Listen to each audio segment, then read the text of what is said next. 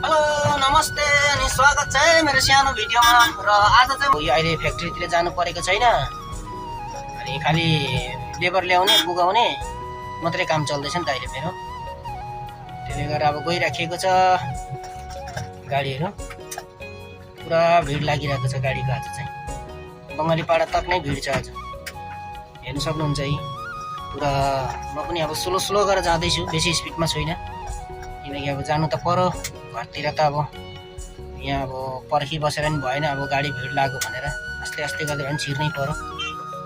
गाडी चिलेरै अब गइँदैछ आस्ते आस्ते, किनकि अगाडि पनि सट्टै जानु मिलेन नि त। त्यसले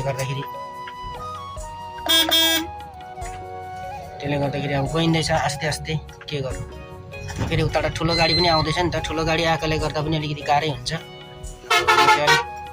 हुनै पर्यो त, चाराली पर्यो, त्यसले गर्दाखेरि यस्तो भइरहेछ। देख्न सक्नुहुन्छ आजको बङ्गाली पाडाको भिड। बङ्गाली पाडाको भिड चाहिँ देख्न सक्नुहुन्छ है साथी हो। आज चाहिँ पुरै भिड भइरहेछ गाडीको, भक्कु भिड भइरहेछ। आजको गाडी चाहिँ पुरा भिड भइरहेछ।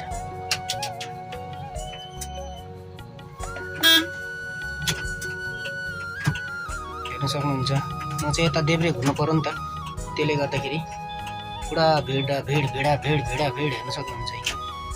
मान्छे नै मान्छे, यता गाडी नै गाडी, पुरा भिड छ आजको दिन चाहिँ।